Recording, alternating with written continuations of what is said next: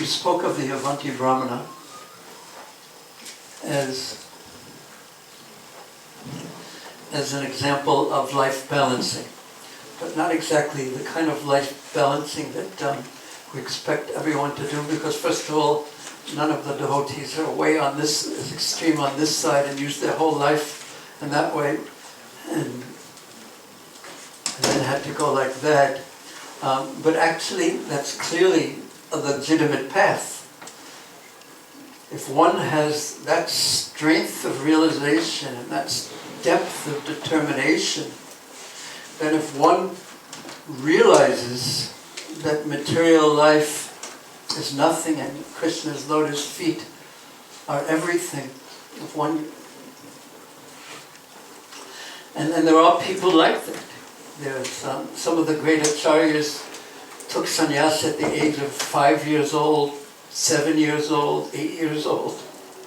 It's inconceivable from one point of view, but as soon as one accepts the eternality of the soul and a spiritual progression, it's not hard to understand at all. Not any more difficult to understand than how the Western great composer Mozart, he composed his first symphony at 5 years old. A full orchestrated symphony of music at 5 years old. So how is that possible? Unless it's a continuation of the desires and the path of a previous life. So, but still, we must say that the turning that the Avanti Brahmana made was wonderful.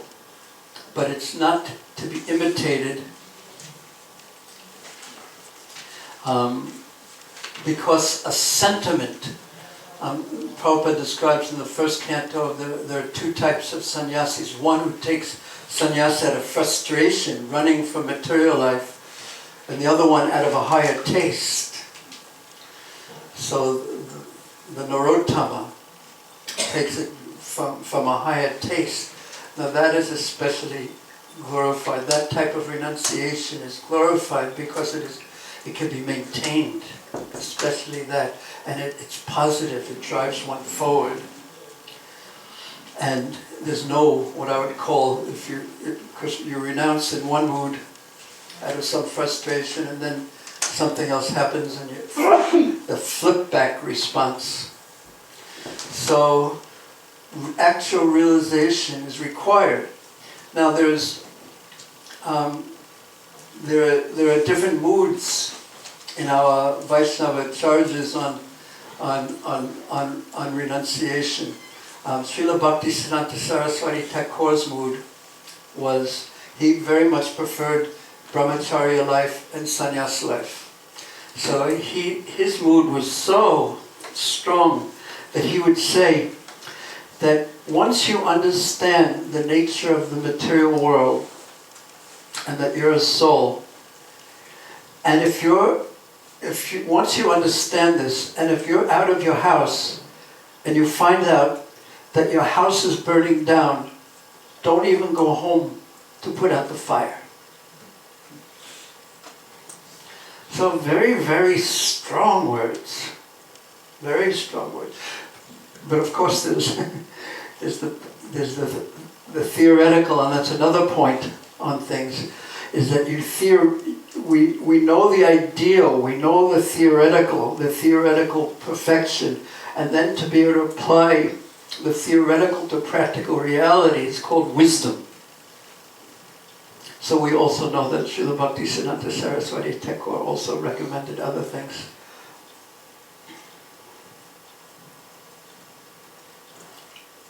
So there was one story of Srila Prabhupada sannyas. The person who Srila Bhaktisiddhanta Saraswati Thakur awarded sannyas to Srila Prabhupada through his divine grace, Bhaktivedanta, that one time he got a letter, when he was brahmachari, he got a letter, or his mother was very ill, and he was from a wealthy landholder family. So she wrote him many letters saying, come home, I'm close to leaving, and he wouldn't go. So finally she wrote Srila Bhaktisiddhanta Saraswati Thakur and said, please send him home. I'm on my deathbed, I just want to see him one more time. So Bhaktisiddhanta Saraswati Thakur, of course, said, you go home and see your mother. So he hid. For some days, he didn't go home. So finally, when Srila Bhaktisiddhanta Saraswati Thakur found out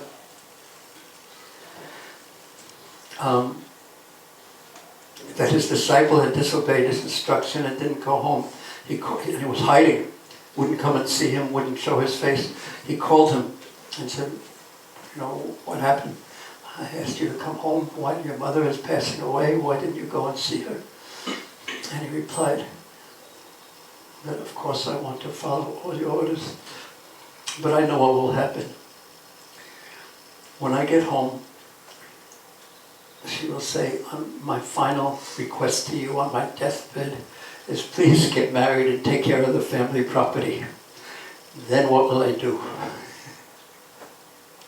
And then he said, for so many births, there's a Bengali verse that maybe some of the devotees know this, Pita Mata Salva Janma or something, that for so many births I have taken, I've had so many mothers and so many fathers, but to find an exalted spiritual master like yourself is so rare.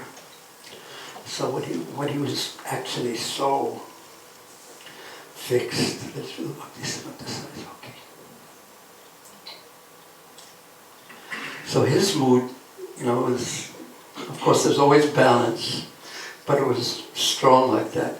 And then Bhaktivedanta Thakur's mood, on the other hand, was take the gradual process to go forward. It's safer.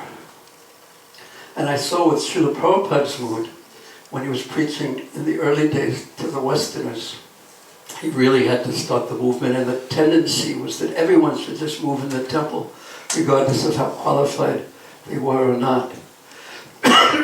The need was there, and there was no culture behind them. So Prabhupada tried to bring everyone in the temple. But then when he preached in India, he wasn't like that at all. There were so many congregational members that he would just preach to and use whatever situation they were in Krishna's service. So the point is that we don't want to imitate, and what we should do is remain fixed in a path that's appropriate for us under guidance. And if someone, and the essential preaching of the Krishna Consciousness movement in one sense, is to use your life responsibly. So some devotees, due to previous life sanskaras, or one could say just good fortune, or good association, or mercy, is that they can go very, very straight to the goal. They don't want anything else in this world other than to serve Krishna. And we would have to say, because their life is simpler, that is so fortunate.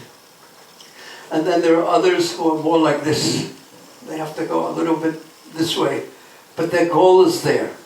And there are others who maybe have to go a little bit more that way, but still they're going to the goal. And then that there are others who maybe have to go a little bit more that way, but they know where they want to go. And there are others maybe even have to go a little bit more that way, but their goal is really only there. So the basic preaching of the Krishna Consciousness movement is whether you go this way or whether you, of course it's intelligent to go as quickly as you practically can. And don't be lazy on this side. The basic preaching is don't go that way. Don't go in the opposite direction. Live your life in such a way that you know what your goal is, and make your discriminations in life. They may be like this, but they should be aimed as directly as you practically can towards the goal of Krishna's lotus feet. Okay, so we're not finished with the Avanti Brahmana, but tomorrow we'll continue speaking about him, but we'll speak a little more about life balancing. This is part one, the principle of balance and why balance is so important. Bicycles and balance. So, there's a basic concept that I learned that one of the reasons that keeping a balanced life in Krishna consciousness is so difficult is because we don't have a correct model in our mind. And I find the correct model is more a bicycle. Because when you're riding a bicycle, you're going like this, and you're like this, like this, like this, like this. And you're continuously making adjustments. Continuously you're making adjustments. And after a while, you don't even know, you're not even conscious of the fact that you're making adjustments. But you're always adjusting your balance. And especially if you want to go left, your balance has to shift like this. And if you want to go right, obviously, your balance has to shift like this. And if you want to go straight, still, there's a continuous series of constant adjustments that are being made.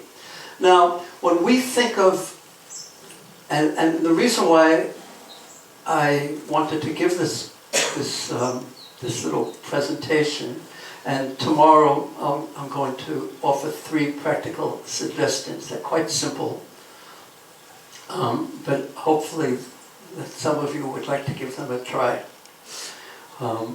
But it's because so many of when I look around, I see so many of the older devotees, the younger devotees. Everyone struggles with this question of balance. Not everyone, but almost everyone struggles with the question of balance, and they don't feel quite that they're balanced in their life.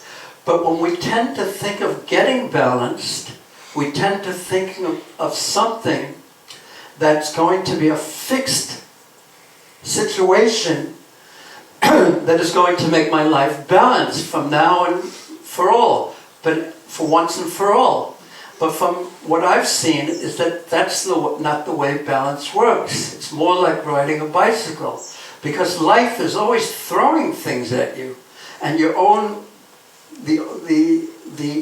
nature, even if life doesn't throw things at you, your own karma throws things at you, and your different moods throw things at you, but it's always shifting. What's going on is always shifting. So instead of thinking of trying to find one position that's the balanced position, we try to understand that it's going to be a series of adjustments, a continuous series of minor adjustments. That's ideal. Now when someone, of course there is a fixed position, and we'll hear about the Avanti Brahmanas who has attained that fixed position. It's called Paratmanishtam. It's a full focus of the consciousness on Krishna. A fully taking shelter of Krishna. That is the fixed position. But if we're not ready, if we don't have the capacity to do that, we find ourselves shifting. And what we try to make our goal is like when you see a person who's just learning how to ride a bicycle, and if they don't have the trainer wheels, is to protect them if they use that, they're not required at all, by the way. But if you see someone's just learning how to ride, you see they're going like this, and they're going like this, they're going like this, they're going like this. So that's what we want to try to avoid, extreme adjustments. And it's funny that the particular workshop we're doing is balance in motion, and the goal being a continuous series of minor adjustments. And one of our examples is the Avanti Brahmana, who is not at all a continuous series of minor adjustments. It's one one extreme adjustment, but it's an example. There are so many things to learn in that, but for most of us, if we make that type of adjustment, we will not be able to maintain it. And if for no other reason, because there's just too much passion and too much ignorance in us, and not enough depth of realization. That's the simple reason why I can't maintain it. But if we could, whatever situation we are, if we adopt the mood of Srila Bhaktisiddhanta Saraswati Thakur, I'm moving ahead. So, the concept that I would like to suggest is one of balance in motion. Don't expect to find one position in your life, one situation that's going to be forever balanced. It's as foolish as, not foolish, but idealistic as thinking, I'm riding my bicycle down the road, and I'm trying to figure out what's the position that's most balanced.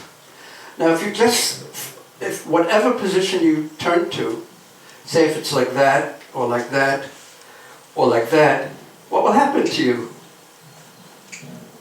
What will happen to you if you adopt any position and fix it as the balanced position?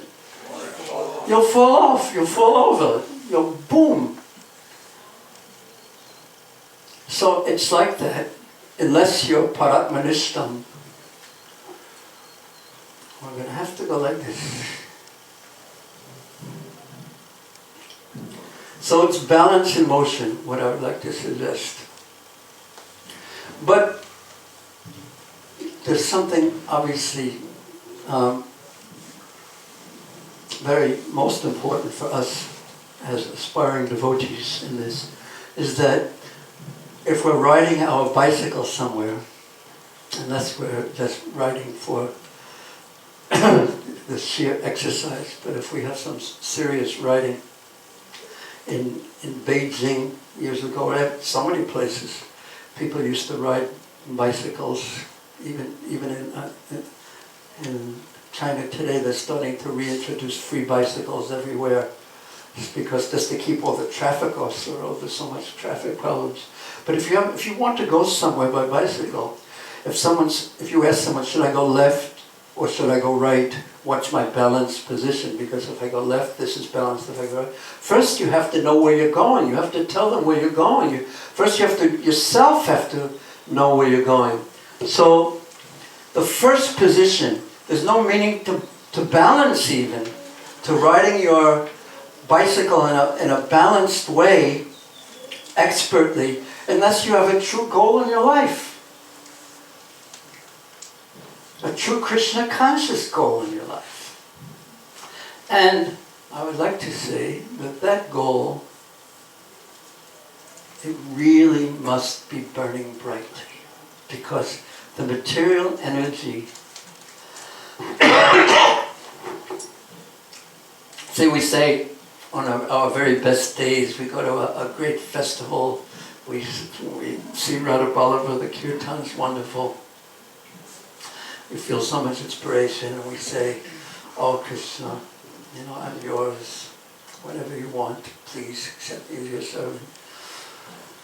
But the material energy, Maya will say, oh really? Let's see. And then there's the rest of our life that hits us, one thing after the next thing after the next thing.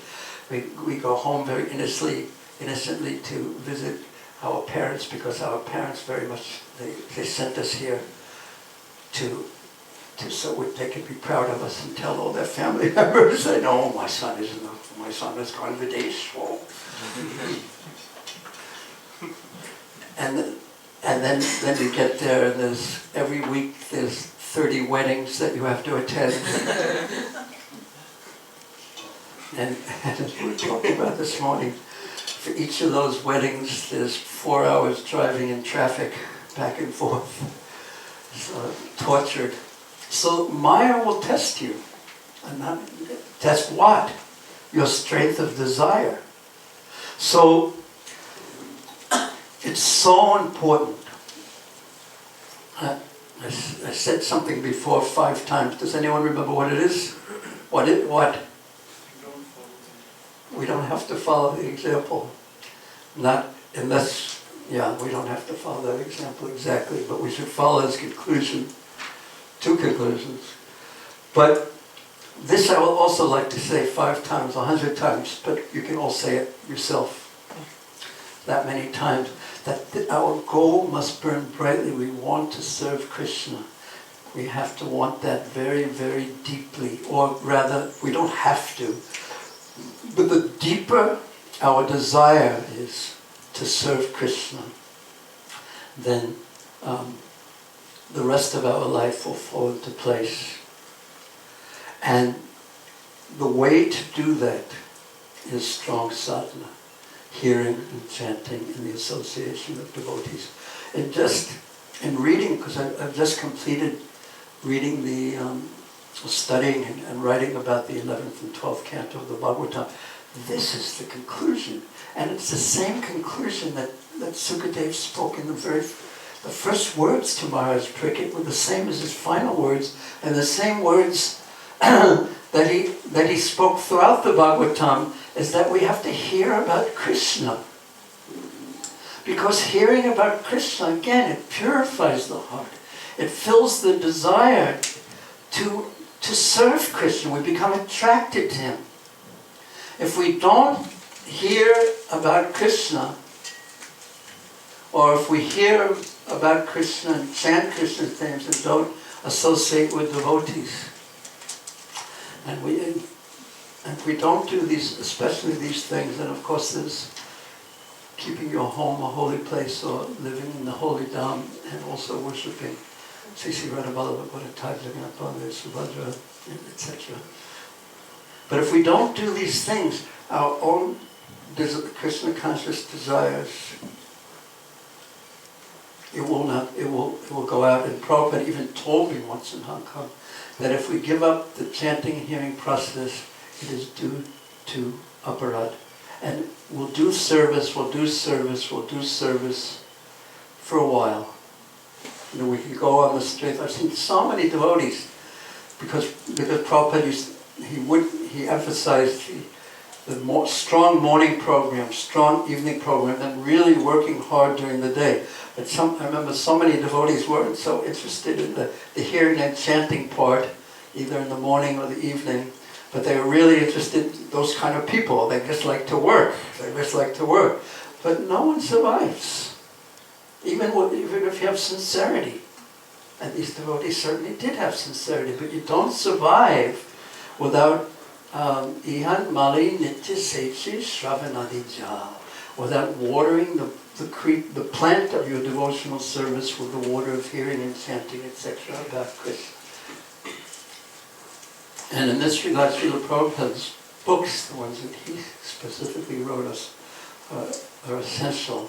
Not that the books his followers have written aren't also important and wonderful, but his books are always the foundation. So I would like to repeat this one 10 times. Just without the goal, and we won't go anywhere. Obviously, we'll expertly ride around in circles on our bicycle, fully balanced, until we are toppled by death. So we need the goal, and we need, that has to be burning brightly. Just a thin, a small flickering flame, it will not prove sufficient.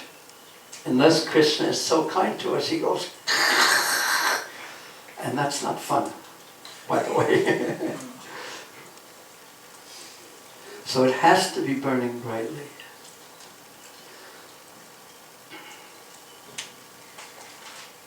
Another important point Prabhupada told me, that we need friendships.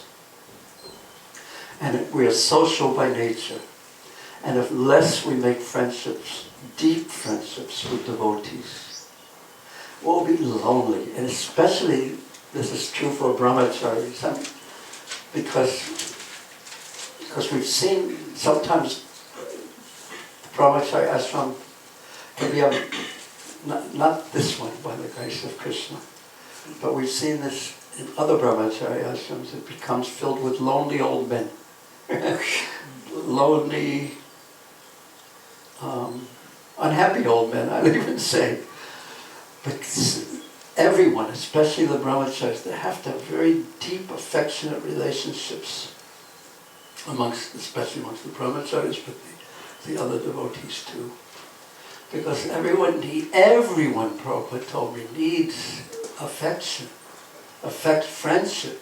And unless we make friendship with devotees, Prabhupada said we will be forced by this nature of needing affection and friendship to make friendship with non-devotees. And then Prabhupada said, and I mean, not that we shouldn't make friendship with non-devotees, but heart to heart to heart to heart. Then Prabhupada said, we will not be able to follow the rules and regulations if we have intimate, completely open-hearted exchanges with non-devotees in that way, deep, full relationships.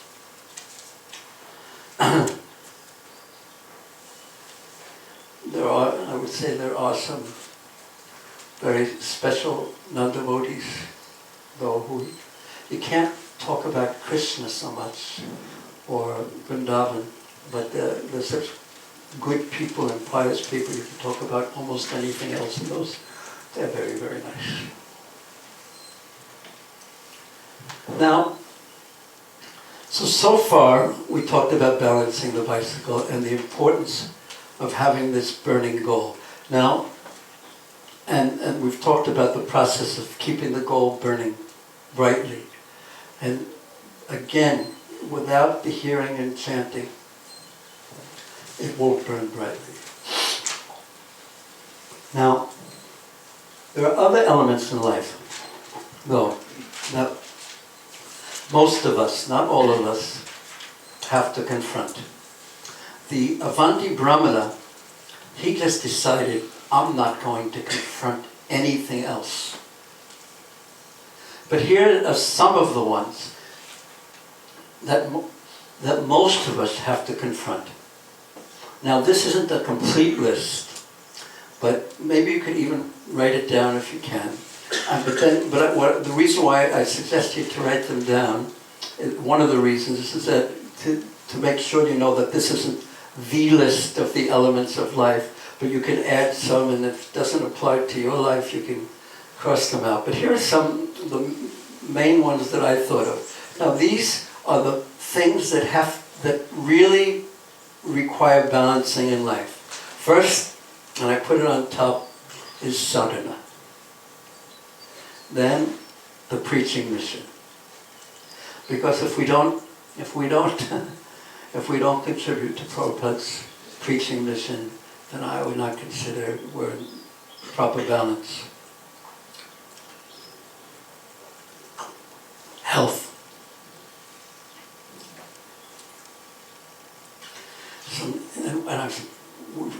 Any of the older devotees have seen this. Some of the devotees are so sincere, and they go full out for so many years, and then fully collapse, and then can't do service anymore. So it's just this balance, very difficult to attain, and not attain, maintain. It's so difficult.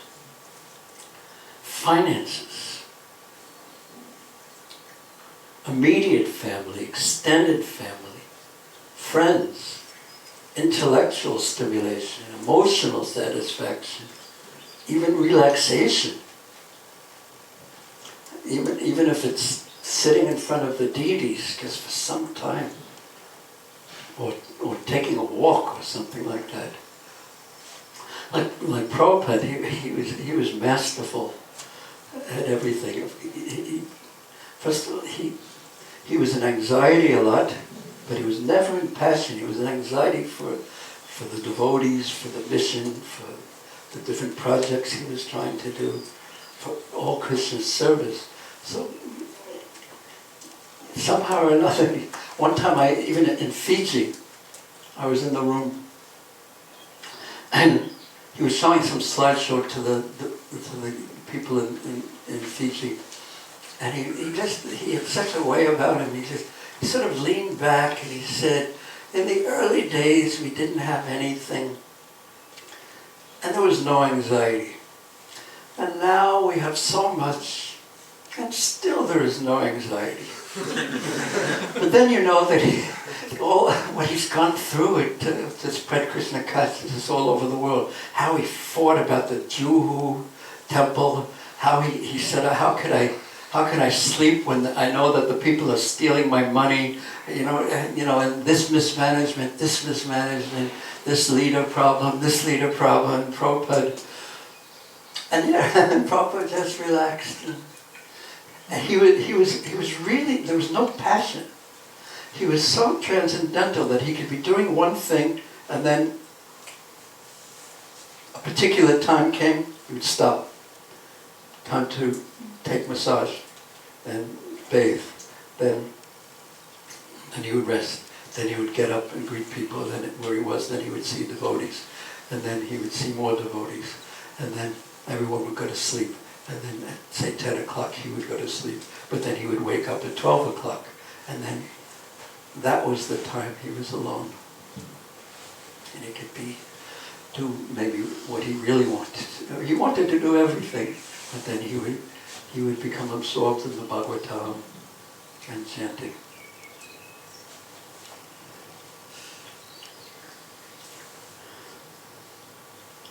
But one thing that most of the older devotees have learned in life, the Prabhupada was the ideal, but I'm not capable of exactly following his example.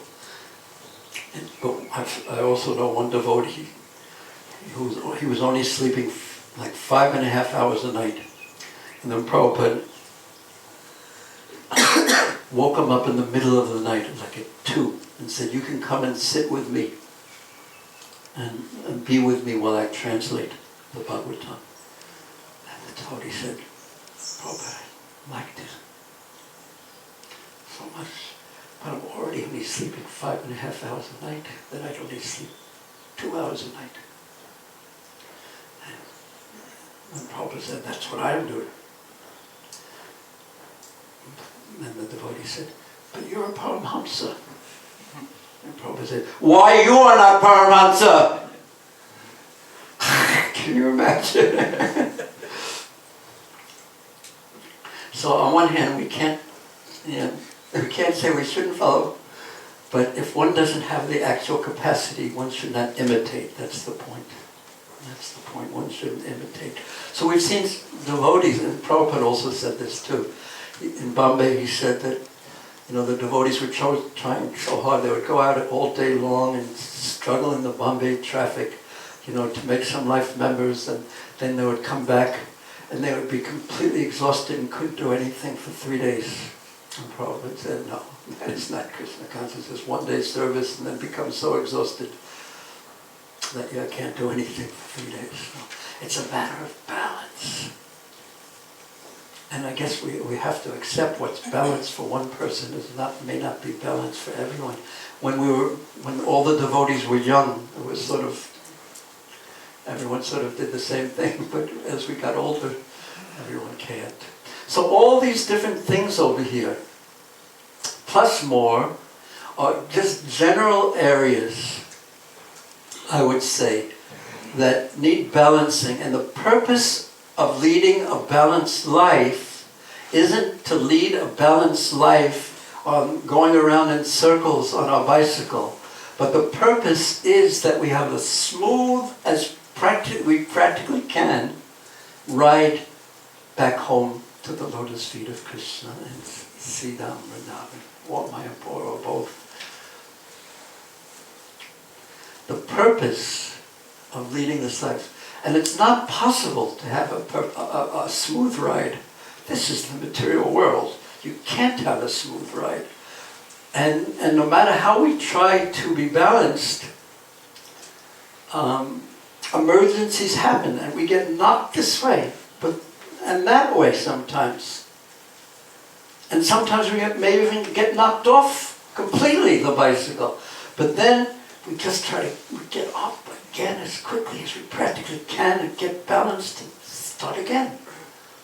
But our goal is to minimize the required balance adjustments. So to avoid this kind of a thing, extreme adjustments, so that we can pedal the bicycle of our life smoothly towards our goal. But we should also know, as I said, emergencies, the unexpected does happen, and unexpected events can knock you over. But we try our best not to get knocked over. Because how? If does anyone know any yoga practitioners here? Wow, that's rare for a preaching place. Usually it's like 90%. When I was in China, it was, when you're doing programs outside, it was 50% yoga practitioners and the other 50% was Buddhists. But here it's all devotees. But does anyone know what is it, Vrikasan? Three-legged. Huh? Yeah, three. Okay, go ahead. Let's see. Okay. You know how to do it? Yeah. Okay, do it.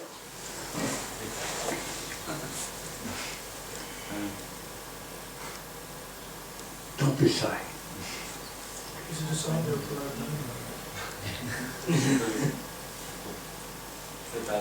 Well, yes, just do it, Just try again. Just pretending we're not watching. Why don't you show them how to do that on your pool?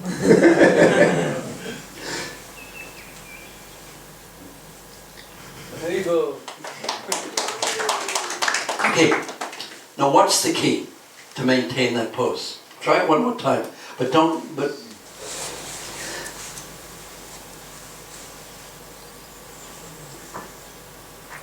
try it one more time, but keep it try to hold it for a little bit, as long as you can. You're doing quite well.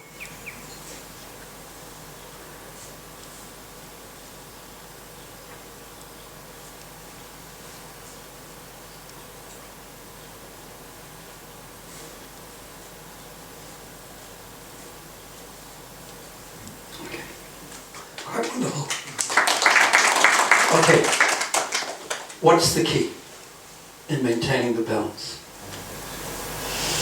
Concentrate On one point. where do you put your focus? 1 point. Where's the one point?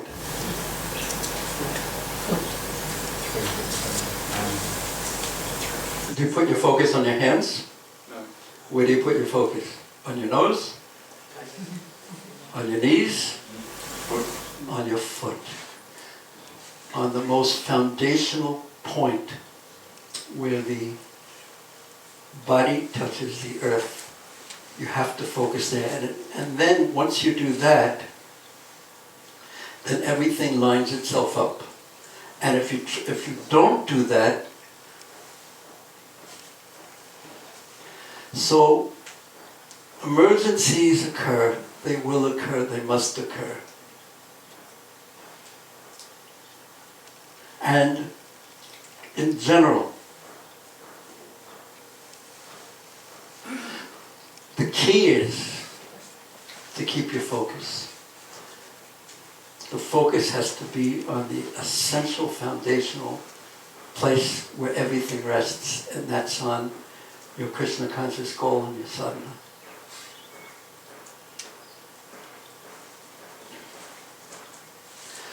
Thank you for allowing me to make my point very easily.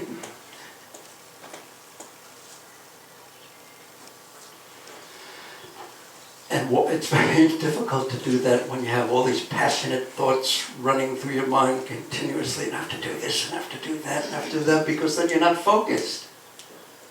Or ignorant thoughts.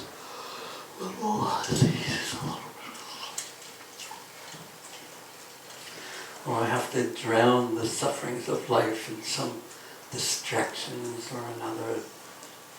Very hard can't keep focused on the foundation. So the whole Krishna conscious lifestyle, of course it's Krishna conscious, but it's based on sattva guna, the way when we get up in the morning, when we go to sleep at night, the fact that we don't have televisions in our houses, and what we do and what we don't do, the way we eat, the water we drink.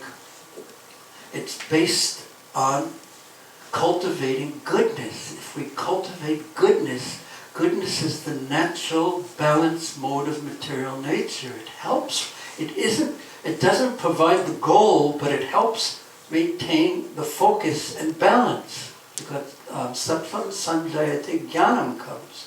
Knowledge comes. So the whole lifestyle is based on cultivating goodness. Of course, Krishna consciousness, but it's based on goodness. So we want to, and this takes a lot of determined desire.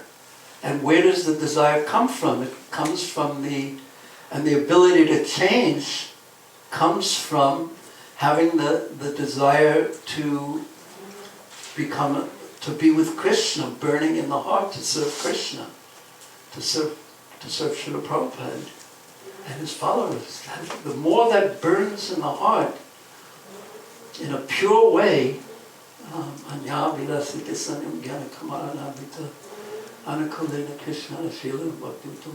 then the more we'll be surrendered, naturally. So goodness is very important too. And also, it seems like, just go back to a bicycle, when you're going up a steep hill, or to speak of a mountain, no matter how many gears you have, it's more difficult. And it's harder to maintain balance. So that's sort of, we will say, when the Bhajana Kriya Nata Nivritti stage in Krishna consciousness say. But then, if we can, by the grace of Krishna and our sincerity and association of devotees, if we can achieve the Nishta stage, then it's quite smooth. I mean, I've heard it's quite smooth. I don't know about it myself. But then, once one has an actual taste, ruchi, for serving Krishna, then it's all downhill. And there's no problem balancing going downhill at all, because the taste of Krishna consciousness is burning so deeply in your heart. I want Krishna. Then there's no question. It's quite natural.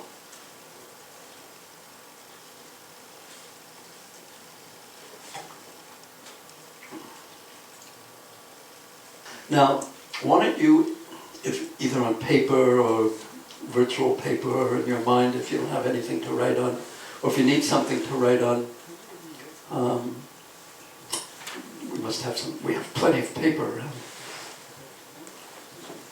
I was thinking that we should do a whole mind mapping thing, but then I thought,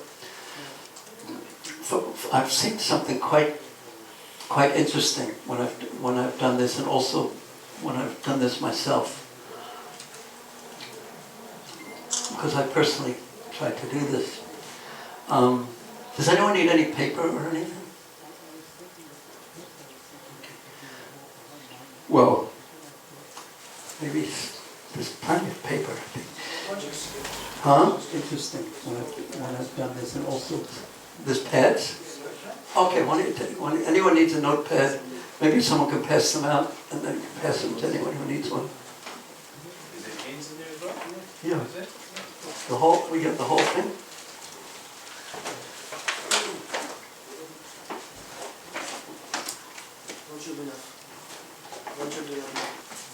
So, what I'd like you to do is just mentally go over your life, personally, mentally, not go over your mental life, but mentally go, or you can write it down, that's even better. Go over your life in these areas, some of them may not be required. Something, I wouldn't say simple, but what I'd like you to do is just go over these and just, at least in your mind, or write them down. Just think about your sadhana. Just think about each of the different areas here. Think about your actual goal of Krishna consciousness, what it is. Think about that one. What you actually, why you joined Krishna consciousness, how your goal has developed, if it's developed, what you see is what would you actually like to achieve.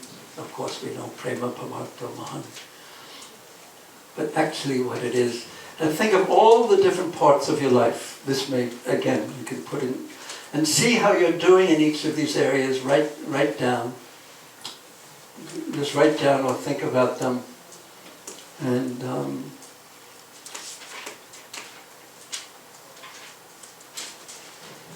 just try to do this in 15 minutes. So don't do it in a, write down everything. A lot of it can be done just mentally, or even a feeling of how you're doing in each of these different areas.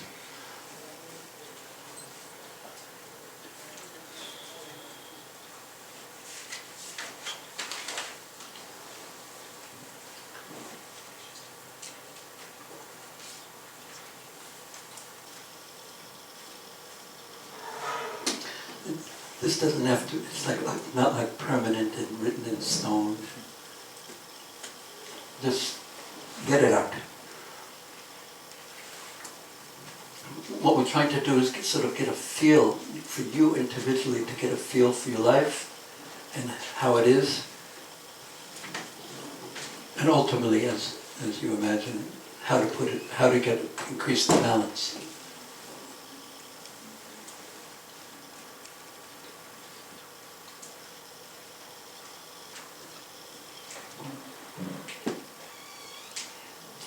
We can see that one of a devotee's goals is to simplify his life, not complicate his life, but live as simply as we practically can,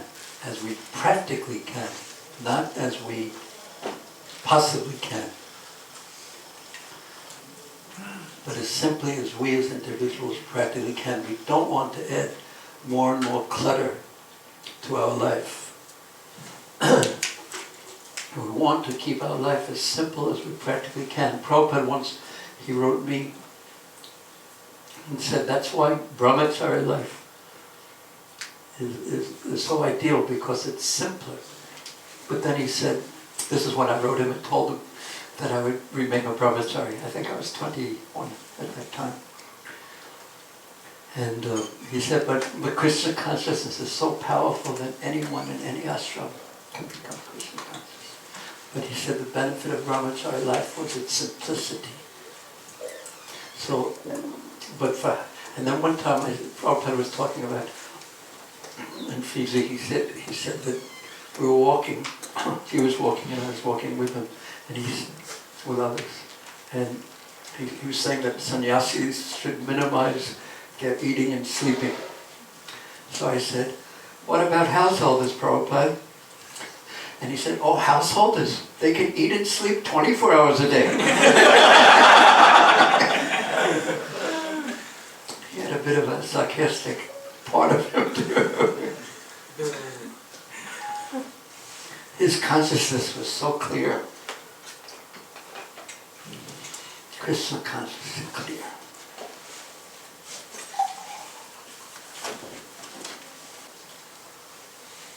Okay.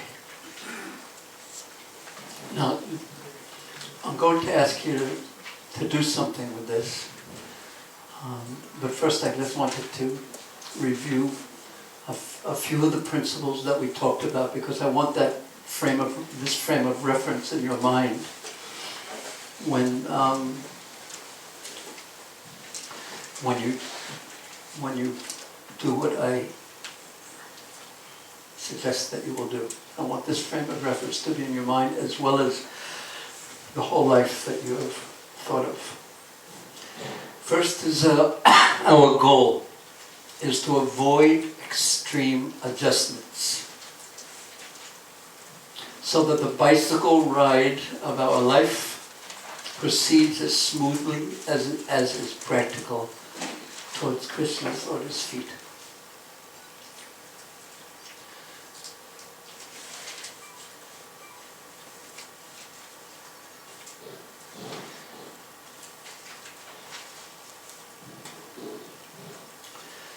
So we want, what we're going to ask you to do at some point is not make a whole big, because it never works, except if you're the Avanti Brahmana. So keep in mind,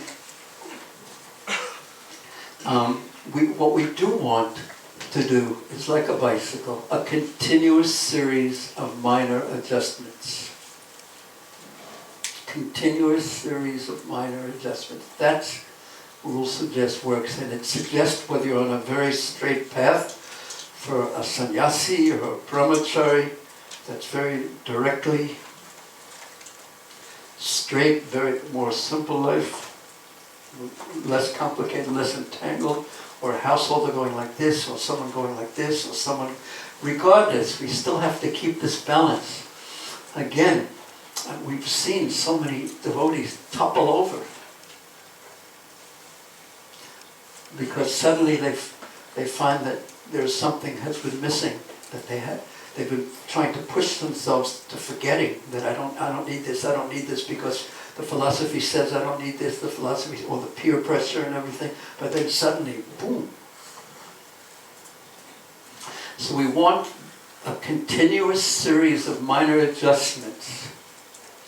Nothing major. This is, emergencies happen, so sometimes we do have to make major adjustments, but this is, ideally, this is what we're doing from our side. Continuous series of minor adjustments, nothing major, nothing idealistic. Be practical. Because I've seen this many times that the devotees say, they get inspired, yes, Krishna Consciousness Goal of my life, and they start with, from now on, I'm going to put all the parts of my, I'm going to do this with my family, and do this with my business, and do this and this, and it looks great on paper, but yet never end up doing any of it, because it's too idealistic. The goal is to be practical, something that you will actually do. So but you really do want to keep adjusting your life. More hearing, more chanting, more this, more that, more preaching. Less work. There's so many possible adjustments. More time with the family.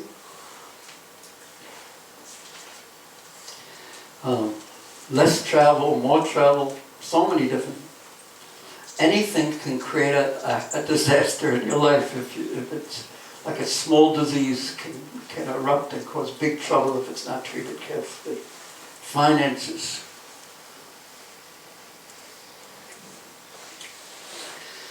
So we want to do this. Now I know one time I did this many years ago, and there was one devotee when we talked about his life and what he could do. He said, my life is so fixed, I can't make any adjustments. And he was such a good, responsible, dutiful devotee person. In all respects, so good. And of course, I didn't say anything. But then, maybe 4 years later, he came down with a disease that almost killed him.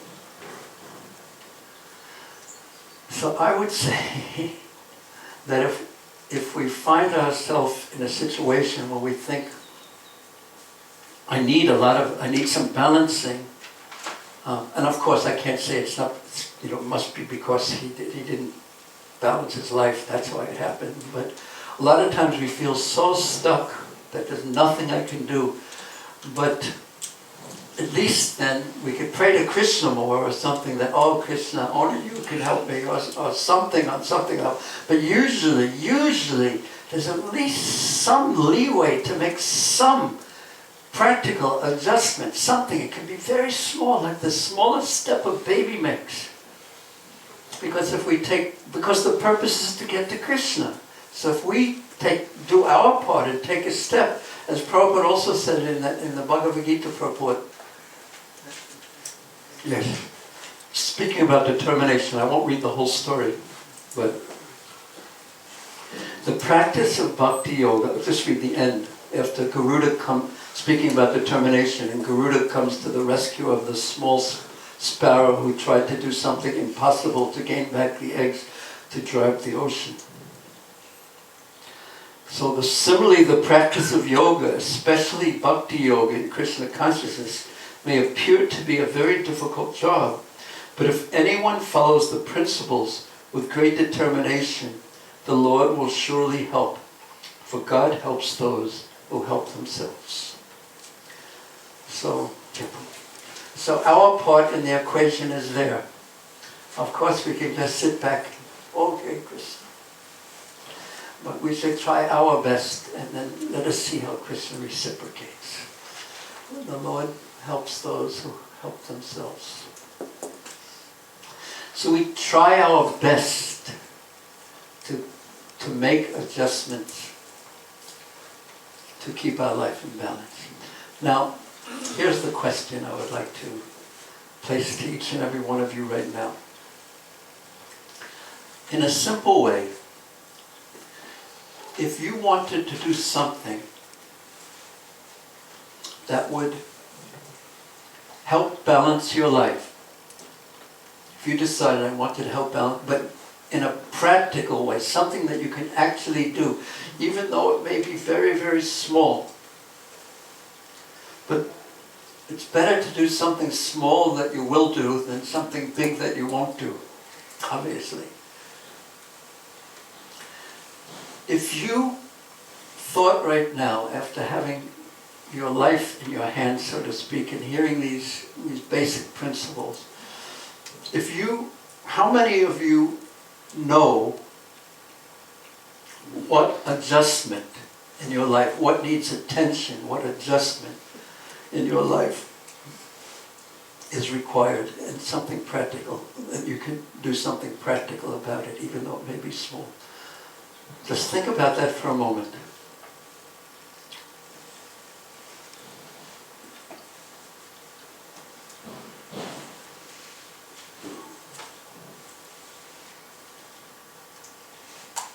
And really only a moment.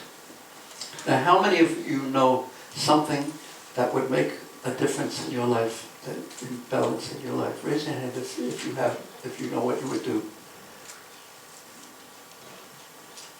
Raise your hand a little higher. Okay, so okay, we'll leave it a little more time. That's about 40%, I would say.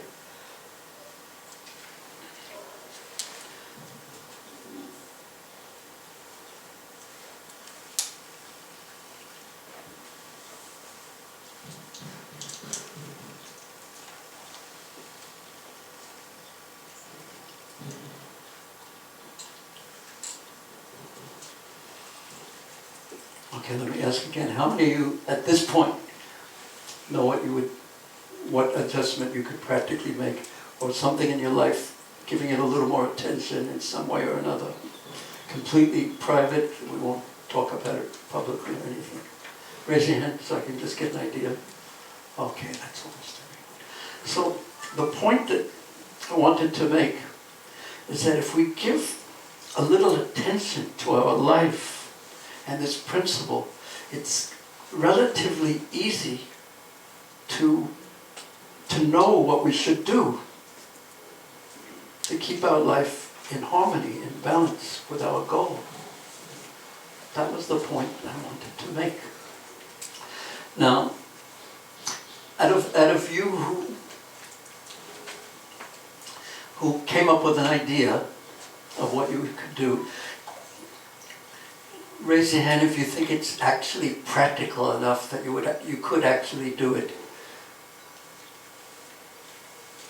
Then that's 10% of the way there. Really, it's only 10%. Because knowing what to do is one thing, and then doing it is something completely different. Because it's so easy when we're sitting here and our minds are focused on these things, and then you go out the door and get in the car, and as soon as you get where you're going, the whole world falls back on your head, the rest of your life.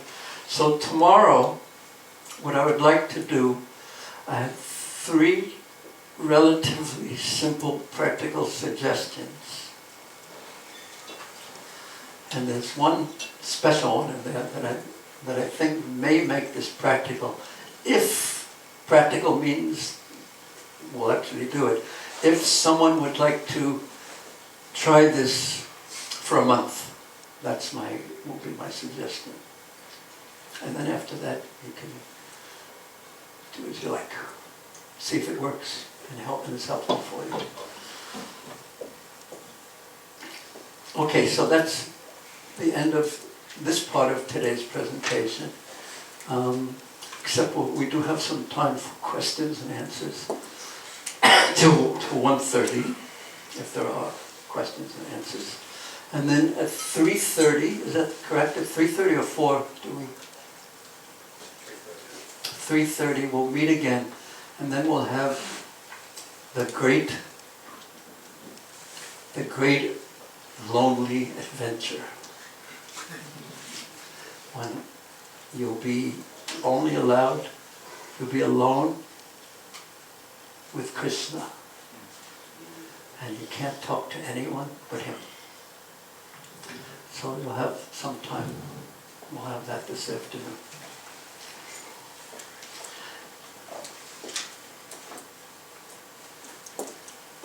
Okay, thank you very much. Hare Krishna. Any questions at this point?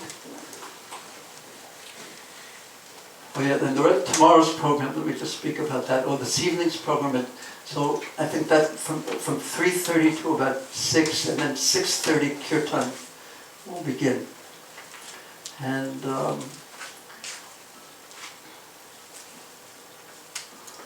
I think the kirtan will be filled with the depth of all your realizations. I hope my health will permit me to be there.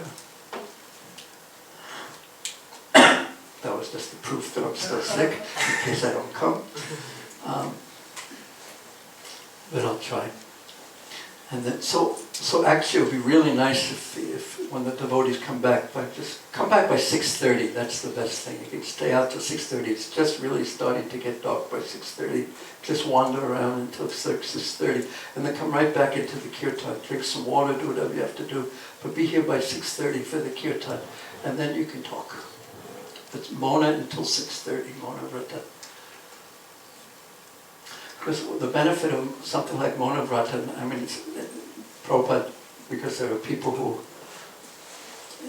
that's a very special thing in India, with people, they're always communicating, they have little chalkboards and things like that. But the purpose of Mona Vrata is to put you internal, because we're so much involved in the external world.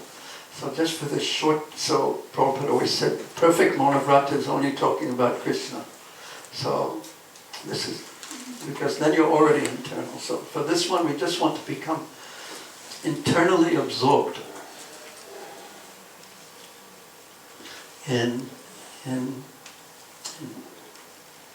our relationship with Krishna. And then tomorrow morning, the same program as this morning, and then we'll meet again at 9:30, and then we'll finish off the Avanti Brahmana, and then have another half-hour break, and then we'll have the second part of this presentation, which is these 3 practical points, plus another example of life balancing, but he won't be one that you will be able to guess who it is. Anyone want to try? Who's the mind reading expert over back there? He who knows does not speak. And want to guess who it is, who we're going to speak of? Okay. Any questions? All right. Or comments? Yes, Paul. Uncritical. One thing that physicists have discovered is that a bicycle at momentum, if you hit it, it'll go off course, but then it'll right itself and keep going straight because of the momentum that it's got. So I was just thinking, just because you've got your bike running along doesn't mean necessarily it's going in the right direction. It appears to be in balance, but on the way it's being deflected, and it looks like it's going okay, but actually it's not. It ends up crashing by itself. Yeah. So it's important to make sure you're going in the right direction. Well, how do we keep ourselves going in the right direction? Because we can't quite trust our material steering mechanism, which is our mind, which we'll hear about tomorrow from the Bhaktivedanta. Huh? We need advisors. We need good sadhana, we need the hearing and chanting and friends, devotee friends. Yeah. I once had an experience, a Vrindavan experience. I mean, the most interesting things happen. There's no accidents in Vrindavan I've seen. This is one where I had an accident. At one point, I had a motor scooter. Hard to believe, isn't it? Nityananda Prabhu. I had a motor scooter. It was actually, the wheels are so small and it's so heavy. But anyway, but I got it for one particular reason, so I could go to Govardhan easily. So I was on the motor scooter, and I had gone a few times. And then there was a speed bump, because in Vrindavan they love speed bumps. And they like to make them as big as they can, like that. So I decided I wouldn't go over the speed bump. So I decided to go around it. But I wasn't very expert on riding the motor scooter. And so as I started going around it, I started losing control.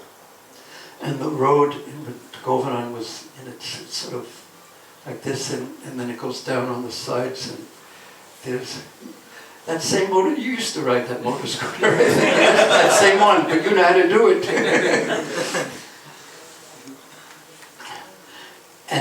And it's the road on both sides, it's high, the road is higher, and then on both sides it's all bauble bushes, sticker bushes on both sides. So I started going around it, but I started losing control. And then it was sort of, everything in my mind started really slowing down. And I started thinking, oh wait, I started doing all the things that I knew how to get back on track. But nothing was working. And I started going, and it was really going, in my mind it was going at really slow speed. And then I started thinking, this is just like death. When, you know, like right now I'm a bit sick, so I'm taking this medicine, I'm doing this breathing, I'm doing this and that. These are things we usually do to bring us back to health. And we expect that they work because they've always worked up to this point. So we have so many things in life that we take shelter of when things start going out of control. We have, health, this, we do this. If we have, friends, we have influence, people, this, that, money, credit card, mobile phone. So anyway, I started thinking, this is just like death. Because whatever I was doing, it wasn't working. And that's what death is like. It's like all the tricks you used in your life to protect you, they all fail at this time. As revered Steve Jobs said, that if you think that today, every day, if every day you think today may be the last day of your life, one day you will be correct. So I was driving, and it was going further and further and further over, and suddenly I toppled over into the bauble bushes. And with the machine, they're quite heavy, right on top of me. And these bauble bushes are all stickers. So I couldn't move. I couldn't move the machine. I couldn't do anything. And I thought it happened. And then immediately this tempo of Brijbasis came by. Immediately, within 10 seconds. The tempo stopped. Like about 10 Brijbasi men got out of the tempo immediately. They took the machine off me, they got me out of the bauble bushes, then they got in the temple and they drove away.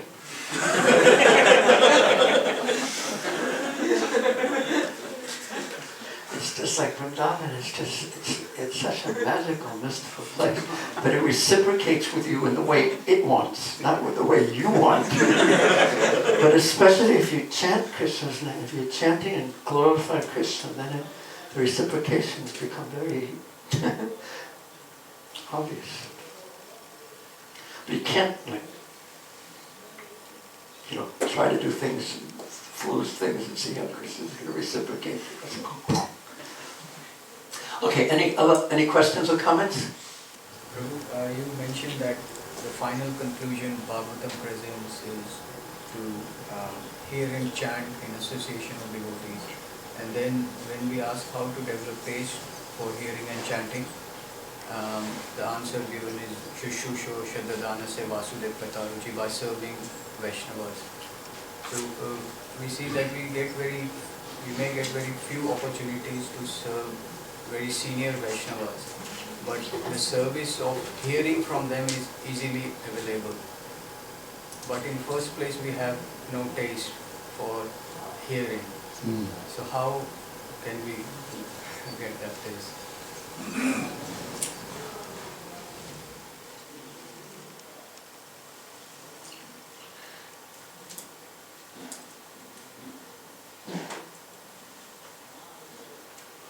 But I think that it's not just personal service like bringing in milk and washing the devotees' clothes, but the real service is service of their desire,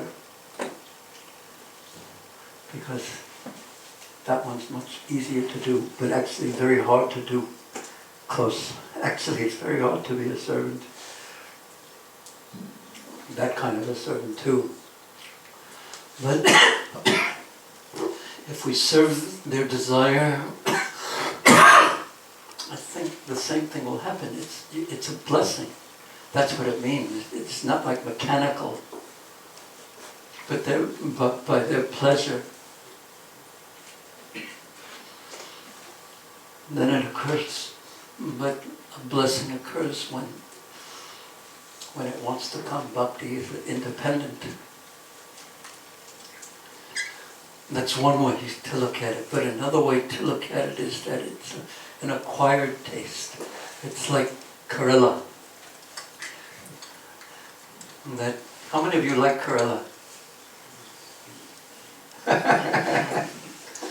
No, probably Gujaratis don't like Karela. It's not sweet enough.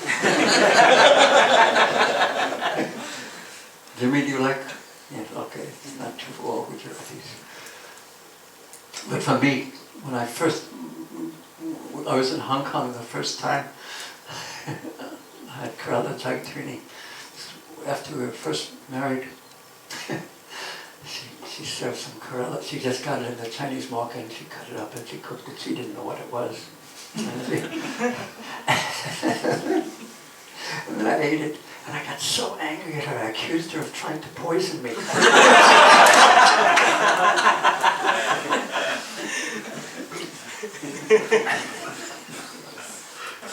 But then after time, so it's an acquired taste by the actual process.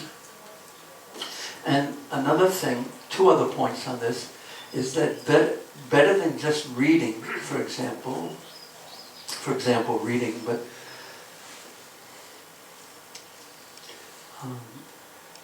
is studying, because you get deeper. And the best reason to study is when you're preparing to teach. And then, because that forces you to study and go deeply. And then when you're teaching, you see that Krishna makes you say so many wonderful things, and the person who's teaching, he learns, he's the first learner.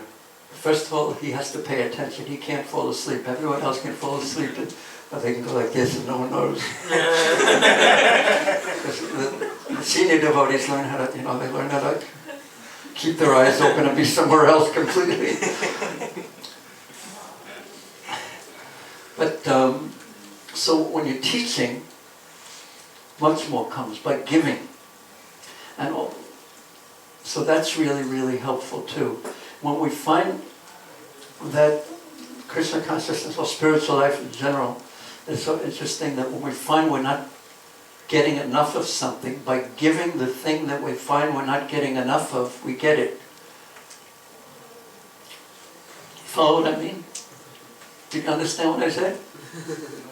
Okay. If we find that we're not getting enough of something, like, for instance, a taste for reading, or hearing about Krishna, then by giving that same thing that we find that we're not getting a taste ourselves of, we get the taste by giving, even though we don't think we have it. We get the taste by giving what we don't have. You follow what I mean? Because I'll say it again, because it's a little complicated. And another thing still is sometimes we just may be too tired. Because sometimes so many demands, between sadhana and service, and some people wanting to talk to us, and this and this and this, we can just get very tired. So sometimes we need to take a little extra rest and take care of our health in that way. And then there's kirtan, because the sort of the miracle of kirtan is that it's so powerful, Sankirtan, that even if you don't have a taste for it, you have a taste for it. It's just so powerful. You see all the yoga people, as I said, in China, these yoga people and Buddhists, they're all like enjoying kirtan. When I was in Israel, this was really wild for me.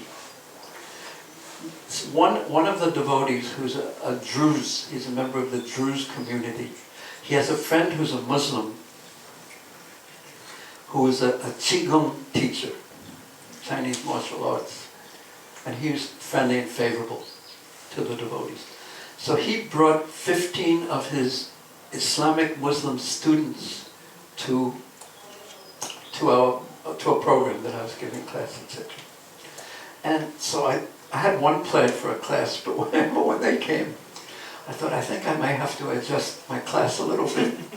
So I gave, it wasn't any special class, we're not our body and how much, it was just that kind of a class. But then, we had a kirtan, and everyone was dancing and chanting, and the Israelis and the Muslims, Palestinians, they were dancing and chanting together, Krishna's holy names, with hands raised in the air. Now I thought that was pretty amazing.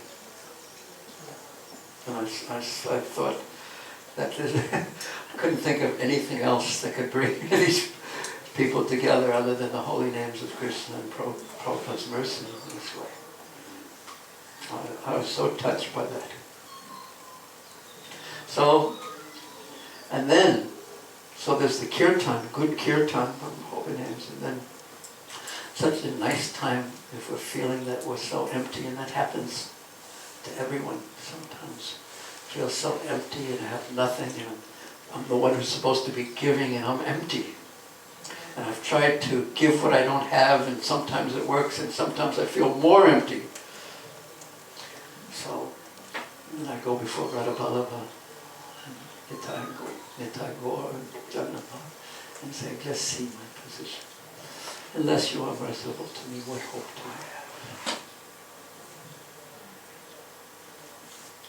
So there are practical alternatives, many practical alternatives. Is that all right? But please don't think personal service only means to be with the person and being like a secretary or something like that. One time one devotee said to Prabhupada, Prabhupada, I just want to be by your lotus feet. And Prabhupada said, very difficult, my lotus feet are always moving.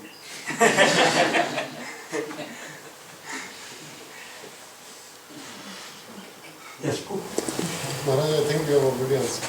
Yeah, pretty good. You might have missed your explanation. Why Avanti Brahmana said that when he had that feeling and he said, Lord Hari must be satisfied with me? Because it's what he said. He said because renunciation, detachment, has taken birth in my heart. This is very rare. Srila Bhaktisiddhanta Saraswati Thakur has said that when one has reached the conclusion that there is no situation in the material world that can make me happy, one has taken the greatest step forward in spiritual life. So it hit him, that renunciation hit him. It's just me and Krishna. So he said that only comes by mercy. So he said this must be because the Lord Hari must be. And Hari means he who takes away. I see with myself, there's always something I'm clinging to. You know, some hope somewhere that I'm clinging to. It's amazing how material desires, they stick in the heart and they don't want to leave, and they just find something to hold on to. But the only way to actually remove them is because you can't, it's like trying to get rid of darkness without turning on the light. You just can't do it. So the light, and this was his secret. It wasn't just renunciation, but detachment. Detachment. Actually, it was detachment, I believe. But it was taking shelter of Krishna.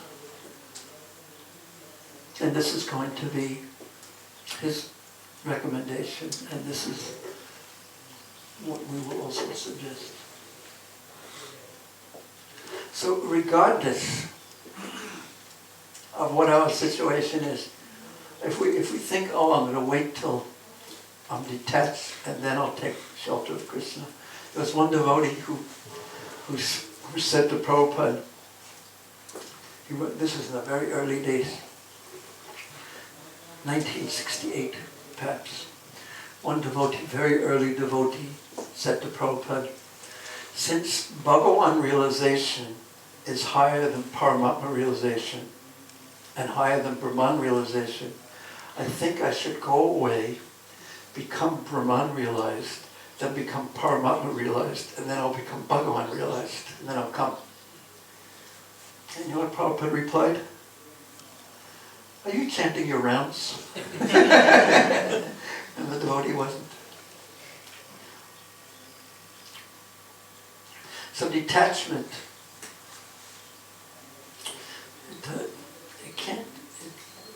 it won't occur unless it will occur naturally. What's the verse in the first canto of the Bhagavatam?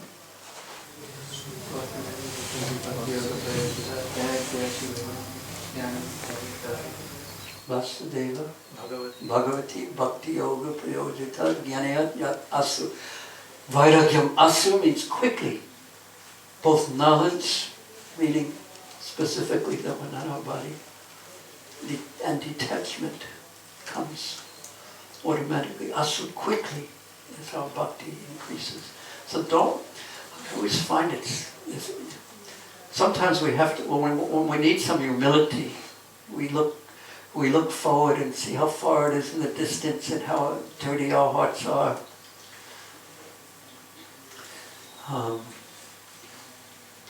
But if we just do that, and how attached we are, if we just do that, it can become very discouraging. But if we somehow keep our consciousness on Krishna, and that's actually, in the 12th canto of the Bhagavatam, the 3rd chapter, there's this wonderful verse. I don't know if I can get it right now, but this is one of the final verses that Sukadeva tells Maharaj Pariksit, in answer to Maharaj Parikit's question. In Kali Yuga, the contaminations of Kali Yuga are all pervading.